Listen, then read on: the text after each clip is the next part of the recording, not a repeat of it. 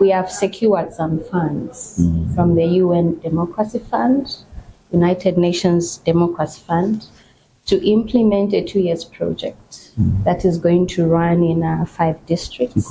Yeah, Luangwa, Rufunsa, Chongwe, Lusaka, and Chirundu. There is what we call the NDC, the National Determined Contributions, which every country actually develops, and they set targets of what they want to achieve, at least in a period of 5 years. So Zambia, we did our first NDCs, which we reviewed, and then last year we launched our next targets. And then also there's what we call the NAP, the National Adaptation Plans. These are plans that different governments are required to submit to the UNFCCC. We are now in a process where government has completed its consultation process, which happened 2021, 2022. We are at the stage where civil society organizations and other stakeholders need to review the draft which has been done before it is approved. The project is actually focusing on how can we ensure that different stakeholders participate in the implementation, and then also local authorities at district level, because this is not just a process that should be left to government alone.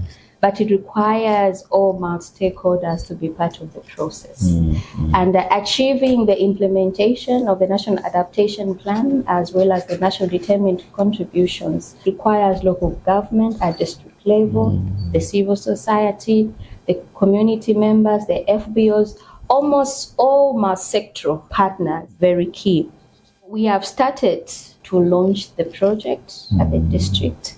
And Luangwa is the first district. Sure. I'm happy that you've given us that opportunity. Yes. And then from here, we are scheduled to go to Rufunsa, Chongwe, Chirundu, and finally to launch in Lusaka. Luangwa district is one of those that are affected critically by climate change. We have most of the places without rain, and most of the times we get flash floods from outside this region, and people are affected. And when you look at, I think when you are coming along the road D145, you must have seen a lot of bags of charcoal. Yeah, so your coming, I think, will be best. Maybe we have alternatives to energy for the people, so that you can protect the environment. The government has been in Luangwa, we have implemented climate adaptation projects before. Right now we are implementing the promotion of climate resilience in agriculture. This current project, which is aimed at strengthening the resilience of small-scale farmers. With the coming of the project, it will really help the government in terms of knowing whether we are achieving the national determined contributions.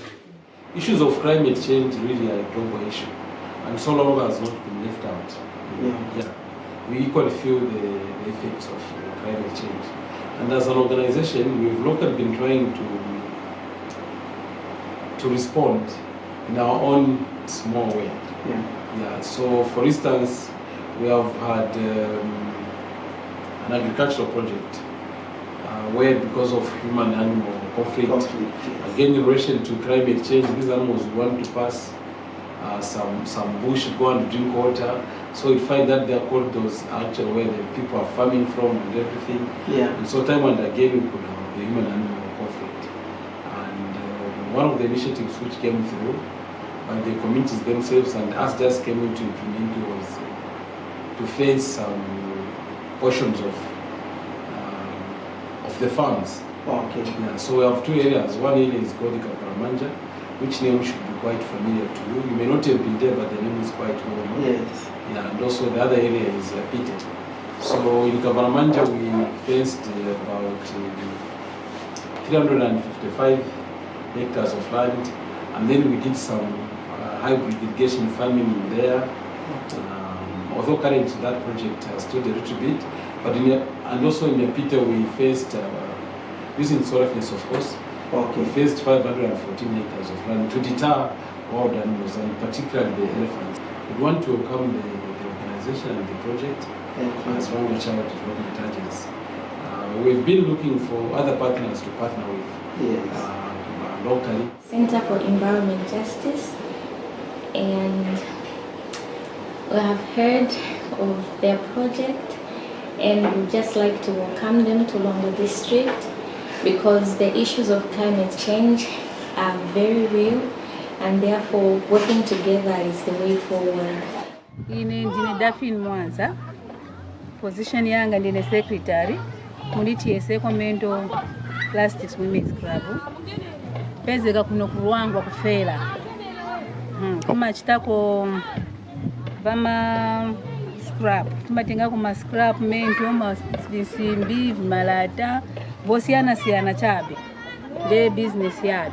So tikavitenga hivi vintu timavitenga tivipeleka ku Lusaka. My industries vaendo vista recycle vipanga futi then vaika mufuti vinafanywa. So tinayamba mu 2021 22 pamene tinayamba ka organization yaka pamene tinayamba 2022. So timasebenza as a group. As a group, but na wanzatu wenangu vanatijoina, so tili bambiri maningi vamene vamasakira ivi vamene vamatenga sindiseteka tili bambiri. So ningamvere bwino kusenza na ma clubs ena na ma organizations ena, so that tipunzireko na ife vamene vachita vanzatu na ife tipunzireko kuti tiende pasogolo tipereke chitukuko mziko lathu muno. Kuona kuti tinaona kuti vochita tilibe tinatsengeresa mu ntchito yathu kubunga pamene ku scrap mento kuti kapena kusogolo boma itiwoneko itithandize. So mwaichi mukusebenza kwathu tivutikira maningi muma transport kulibe, then timasowa poyika vintu pamene mashedi tilibe yonjikiramo kuti tikemo vintu pamene.